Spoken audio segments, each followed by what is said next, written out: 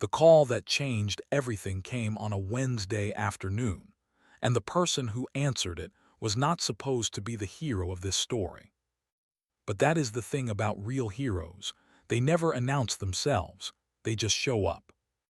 3 days earlier, Marah Caldwell had been discharged from St. Vincent's Medical Center in Portland with her newborn daughter wrapped in a yellow blanket, a folder of postpartum care instructions, and the particular exhausted happiness of a woman who has just done the hardest and most extraordinary thing a human body can do. Her husband, James, had carried the car seat. He had triple-checked the straps. He had driven home at 15 miles below the speed limit, while Marah sat in the back beside the baby and memorized her face like a map she would need for the rest of her life. They named her Rose. Rose Caldwell was 3 days old on the afternoon. The truck ran the red light. Marah had been driving back from the pharmacy, a short errand, 10 minutes at most, Rose strapped safely in the rear-facing seat behind her, James at home preparing dinner. The intersection of Birchwood and Fifth was one she had driven through hundreds of times. She knew the timing of that light. She knew the way the late afternoon sun hit the windshield on westbound approaches. She knew everything about that road except what was about to happen on it. The delivery truck came through at full speed. The driver had looked down for 4 seconds. Investigators would confirm this later, and 4 seconds was all it took. The impact was catastrophic. Marah's car was spun into the concrete median. The airbags deployed. Glass went everywhere. A woman in a passing vehicle called 911 within seconds, her voice shaking on the recording in a way that told you exactly how bad the scene looked from outside. Rose was crying when the first paramedic reached the car. Crying meant breathing. The paramedic, a 26-year-old named Chris who would later say it was the best sound he had ever heard in 4 years on the job, unclipped the car seat with practiced hands and carried Rose away from the wreckage against his chest, speaking to her in a low, steady voice the entire time. Marah was unconscious. She had a severe concussion, a shattered left wrist, 3 fractured ribs, and internal bleeding that required immediate surgical intervention. The trauma team at St. Vincent's moved fast and well, but the surgery would take hours, and in the meantime, there was a 3-day-old infant in the hospital nursery with no one to care for her. The family liaison, a calm and quietly formidable woman named Janet, made the calls. The first call went to James, who arrived at the hospital within 20 minutes, white-faced and shaking, and was told his wife was in surgery and his daughter was safe. He sat with Rose for an hour, holding her with the desperate, careful grip of a man anchored to the only solid thing in a collapsing world. But James had no family nearby. His parents were in Florida, elderly, unable to travel quickly. And Marah's emergency contacts listed 2 people above him in cases where he himself was unavailable or compromised. The first was her sister, who was currently on a medical volunteer placement in Guatemala with no reliable phone signal. The second was her parents, Douglas and Pamela Voss, founders of Voss Consolidated, a financial services corporation with offices in 7 states, residents of a 14-room house in Lake Oswego. People whose names appeared regularly in Portland Business Journal profiles and charity gala photographs, and absolutely nowhere in Marah's daily life, because 3 years ago they had informed her, in the formal sitting room of that 14-room house, that if she married James Caldwell, a high school history teacher from Bend, Oregon, with student loan debt and a good heart, she would be doing so without their blessing, their support, or their presence. Marah had married James anyway. The Vosses had not attended the wedding. Janet reached Pamela on the second ring. She explained the situation completely and carefully. Marah was in emergency surgery. The prognosis was serious, but the surgical team was confident. Baby Rose was unharmed and currently in the hospital nursery. James was present but overwhelmed and needed support. Could they come? There was a pause that lasted longer than it should have. Then Pamela Voss said, "What exactly are you asking us to do?" Janet kept her voice professionally neutral. "We're asking you to come to the hospital and support your family, Mrs. Voss. Your daughter is in surgery. Your granddaughter needs care." Another pause. "That baby," Pamela said carefully, "was born into a situation we advised against. James is there. This is his responsibility." Mrs. Voss: "We'll pray for Marah's recovery," Pamela said, "but we won't be coming in." The line went quiet. Janet sat at her desk for a moment with the phone still in her hand. Then she set it down, walked to the nursery, looked through the glass at Rose Caldwell lying in her bassinet under the warm light, and made a private decision that she would do absolutely everything within her power to make sure this child was taken care of, bureaucracy or no bureaucracy.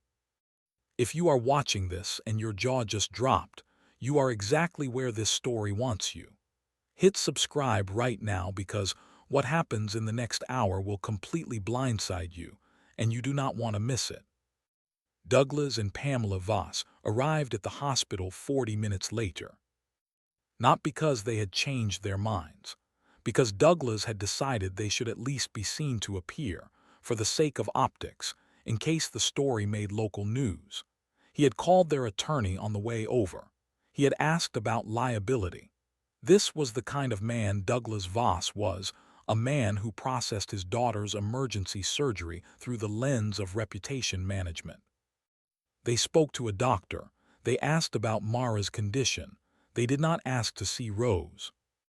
A nurse, a young woman named Deb who had been holding Rose between her regular duties because she could not bear to leave the baby alone, approached them in the corridor. "Would you like to meet your granddaughter?" Deb asked. She said it warmly, giving them every possible chance. Pamela looked at Douglas. Douglas said, "That won't be necessary at this time." Deb stared at him for a moment. Then she nodded once, turned around and walked back to the nursery. Later, in the break room, she cried not loudly, not for long, but with the specific grief of someone who has witnessed a failure of love so complete that it leaves a visible absence in the air. Douglas and Pamela left the hospital at 6:43 p.m. Rose was asleep in the nursery. Marah was still in surgery. James was in the waiting room with his head in his hands, alone. At 8:15 p.m., the automatic doors of St. Vincent's main entrance opened, and a man walked in carrying a leather document case and moving with the slow but deliberate pace of someone who has covered a lot of ground in his life and intends to cover a little more. His name was Walter Voss. He was 81 years old.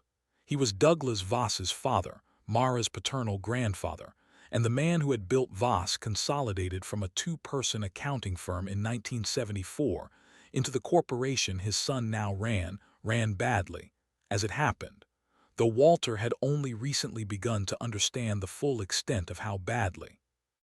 Walter had heard about the accident from his housekeeper, who had seen a brief mention on a local news alert and recognized the name. He had called Douglas, who had told him everything was under control. Walter had then called the hospital directly, spoken to Janet, learned that a 3-day-old infant was in the nursery with no family member present, and started his car. He drove 2 hours from his home in Salem.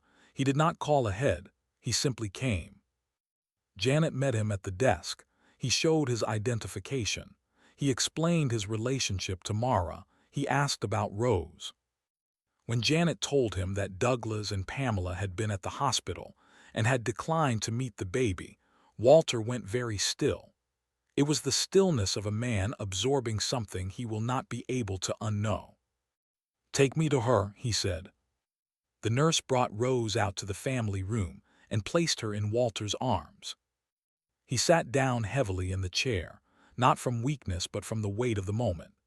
He looked at Rose's face, her miniature perfect face, her dark eyelashes, her expression of total unconscious peace, and something moved across his own face that was beyond what language was designed to carry. "Hello, little Rose," he said quietly. I'm your great-grandpa Walter, and I need you to know something right now." He paused. His voice was steady but only just. "Nobody is going to leave you alone. Not tonight, not ever, I promise you that." Rose's hand found his finger. Walter closed his eyes. James came into the room 20 minutes later, following a nurse who had gone to find him. He stopped in the doorway when he saw the old man with his daughter, and something broke open in his expression that he didn't bother to hide. Walter looked up. "You must be James," he said. "Yes, sir," James said. "Sit down, son," Walter said. "We're going to wait together." Marah came out of surgery at 11:30 p.m. The surgeon reported that the internal bleeding had been controlled. The procedure had gone well, and barring complications, she would make a full recovery. It would take time. It would take rest. But she was going to be all right. James pressed his hands over his face when they told him. His shoulders shook. Walter put a hand on his back and left it there. "Drop a comment right now and tell us, does your family have a Walter? Someone who showed up when it mattered most. Like this video if this story is doing something to your chest, and subscribe because what Walter does next is the part that changes everything." Marah woke up the following afternoon. The first clear thing she said was James's name. The second was Rose's. When James told her that Rose was safe and healthy and currently asleep in the nursery, Marah exhaled so completely that the monitors briefly registered the change in her vitals. Then James told her about Walter. She turned her head toward the window. She was quiet for a long time. "He came," she said finally. It was barely a whisper. "He drove 2 hours," James said. "He was here before midnight. He stayed until 4 in the morning." Marah said nothing else for a moment, but her jaw tightened in a way that said she had also understood the other part of what James had not yet said directly, that her parents had been there and had left without meeting their granddaughter. She did not cry about it. She had used up the tears she had available for her parents 3 years ago, standing in their formal sitting room in her regular clothes, holding James's hand, listening to her mother explain calmly and thoroughly why her choices were unacceptable. There was a kind of grief that ran its full course and left behind something harder and quieter. Marah had reached that place. She lived there now. What she did not know, what James did not know, what Douglas and Pamela Voss absolutely did not know, was what Walter had been doing in the weeks before the accident. For 14 months, Walter had been working with a forensic accountant and a corporate attorney, quietly and methodically, reviewing the financial records of Voss Consolidated. He had never fully relinquished his oversight interest in the company, though Douglas had done everything possible to make him feel retired and irrelevant. And what the forensic accountant had found, buried in subsidiary accounts and restructured contracts and board resolutions passed during meetings Walter had not been invited to, was a pattern of financial self-dealing so systematic and deliberate that the attorney had used the word fraudulent in her preliminary report without hesitation. Douglas and Pamela had been drawing from company reserves to fund personal expenditures for years, a vacation estate in the Cayman Islands registered under a shell company, personal staff paid through corporate accounts, consulting fees paid to Pamela's sister for services that did not exist. It was not the crime of desperate people. It was the crime of people who believed they were untouchable. Walter had been sitting on this information, waiting to decide what to do with it, when his granddaughter's car was hit by a truck. The decision made itself. The emergency board meeting happened 8 days after the accident. Walter, as founder and majority shareholder, a fact Douglas had spent years trying to minimize and obscure, called it within his full legal rights. He arrived with his attorney, the forensic accountant's report, and a board presentation that laid out every transaction with the flat, devastating clarity of documented fact. Douglas arrived at the meeting expecting a routine quarterly review. He walked in and saw his father sitting at the head of the table he had long considered his own, and he understood immediately that something had shifted on a structural level that could not be unshifted. The meeting lasted 3 hours. At the end of it, Douglas and Pamela were removed from their executive roles pending a formal investigation. The board voted 7-2. Walter did not raise his voice once during the entire proceeding. He did not need to. Outside the boardroom, Douglas confronted his father in the corridor. "You did this because of the hospital," Douglas said. His voice was tight and disbelieving. "Because of a baby." Walter looked at his son for a long moment. "I did this because of who you have become," he said quietly. "The baby just made it impossible to keep looking away." He walked to his car. He drove to the hospital. He sat with Rose while James went home to shower and sleep for the first time in 8 days. Marah was sitting up in bed when Walter came to her room that evening. She looked better, more present, more herself, though still fragile in the specific way of someone whose body has been through violence and is reassembling itself. Walter sat in the chair beside her bed. He put the leather document case on the table.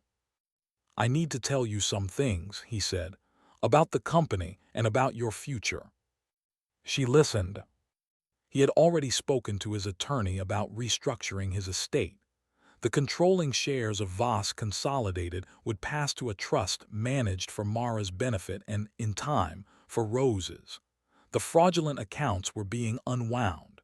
The investigation would proceed.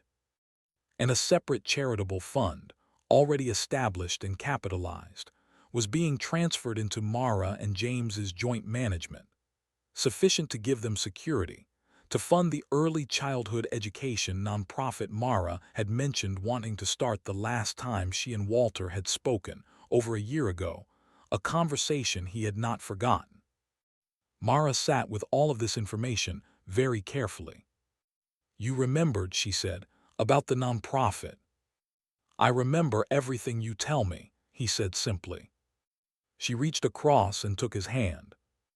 Douglas and Pamela reached out 3 weeks later, separately and then together, in the way of people who have realized that the architecture of their lives has changed and they are no longer standing in the most important room. Marah took the calls. She was civil. She was not warm. She said she needed time, and she meant it genuinely, without strategy. Some doors, once closed from the inside, open only slowly, and only if the person on the other side has done something more than knock. 1 year later, Rose took her first steps in Walter's living room in Salem, crossing the gap between the coffee table and his waiting hands with the staggering, triumphant, absolutely joyful determination of a person just discovering what her legs are for. Walter caught her. He laughed, a real laugh, full and unguarded, the laugh of a man who has lived long enough to know that this moment, this exact moment, is what everything was for. Marah sat on the sofa with James beside her and watched her daughter walk into her great-grandfather's arms. The Voss name would go on, but its meaning had been reclaimed. And the richest thing Walter ever gave them was not in any document or account or legal trust. It was the fact that he came, that he drove through the dark on a Wednesday night with a leather case full of promises and a heart full of the stubborn, undefeatable conviction that love is not a feeling. It is a decision, made again and again, in the moments when it costs you something real. If this story reached you today, share it with someone who needs to be reminded that real family shows up. Leave a comment telling us about your Walter, the person who came when everyone else turned away. Subscribe for more stories about the people who make life worth living. And if this one moved you, the like button is right there waiting. We will see you in the next one.